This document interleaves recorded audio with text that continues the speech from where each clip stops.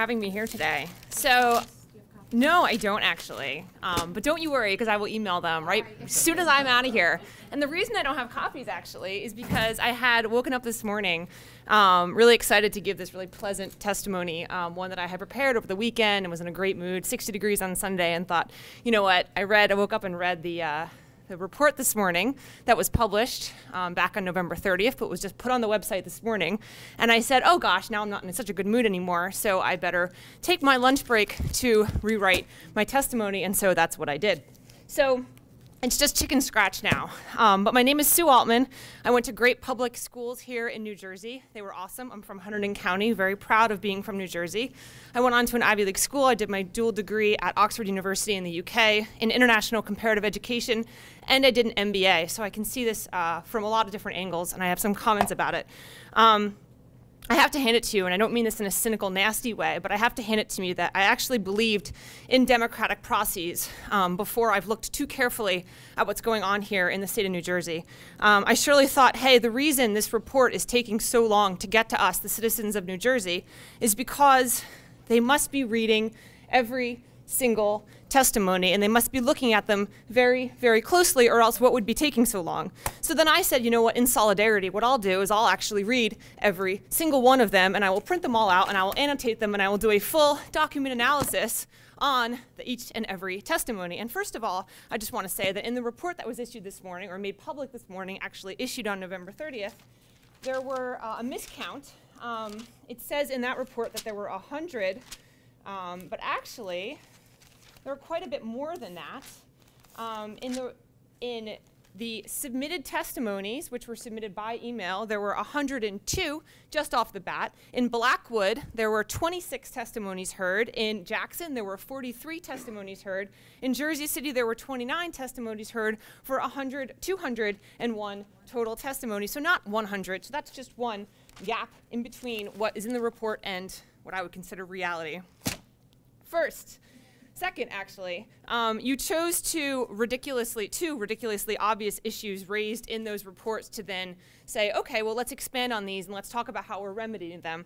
But they're very, very low-hanging fruit. The first of these is this issue of time spent testing. And this is one of my favorites because everyone says, oh, gosh, you know what it is? It's just the time spent testing. That's the issue with tests. It's the time. It's the time, the minutes that have gone by of the actual test.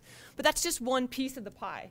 And the second piece of this is this idea of technical difficulties. Well, gosh, if we just fixed the computer problems with Park, then everything would just be peachy keen and we'd all be great. But actually, those are two things that are only just scratching the surface of the issues people have had with the Park testing. And I'm not saying this as someone, I don't have children. If I did, I'd opt them all out. I haven't been in school in a long time. I'm not a teacher. I'm not paid by anyone. This is just a concerned citizen and someone who loves New Jersey speaking out. So yes, the time spent testing is a waste. It's definitely a waste, and technical difficulties are embarrassing and they should be avoided at all costs. But these are a symptom of the disease. The things that I've heard in these testimonies, the things that you should go back and read, are about the kindergartners who learn how to drag and drop, and the kindergartners who are spending time learning how to take tests that they'll have to take in 3rd grade. And perhaps that is a technical difficulty, but it's actually beside the point. What the testimonies told us and what you've ignored and what the democratic process has allowed us to say, but that you've also ignored, is that these issues go beyond that, and it goes on to the stakes behind the tests themselves. Some of the other themes I've pulled out, and again, I'm going to publish this report and put it up somewhere, wherever they'll have it, is that the children are stressed. You have children coming home from school crying. You have children who feel like they loved school before, they loved their teacher before, and now there's this whole other layer. And children are smart. They have good instincts, and they know that their teachers are stressed. They know that their buildings are stressed. And they can feel that, and they internalize it. Parents are concerned with the corporate influence, and that sounds a little cliche. What is a corporate influence? Oh yeah, corporatization. But it's actually an issue. Parents are worried about the amount of money that's being spent on testing. Parents are worried about who's getting that money. What business do they have in our education? Why are they so interested in having this testing? And what is the basic premise on which this testing lies?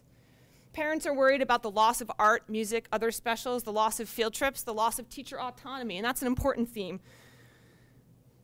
And how distraught students are for whom school doesn't come easily. There are a lot of wonderful children in this state for whom academic reading and writing things come at a different pace.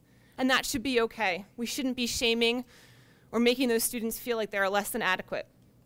And finally, the report suggests that we lowly citizens who must not know what we're talking about need just some more information. That's all we need, more information to combat all that misinformation on social media. If only it were so simple. And in fact, ironically, what happens is, what I find in these testimonies, some of them have whole footnotes and in-text citations. They're very well researched. What I found is actually that the more people know, the more people arm themselves with information, the more likely they are to stand up against these tests. I know I'm out of time. Thank you.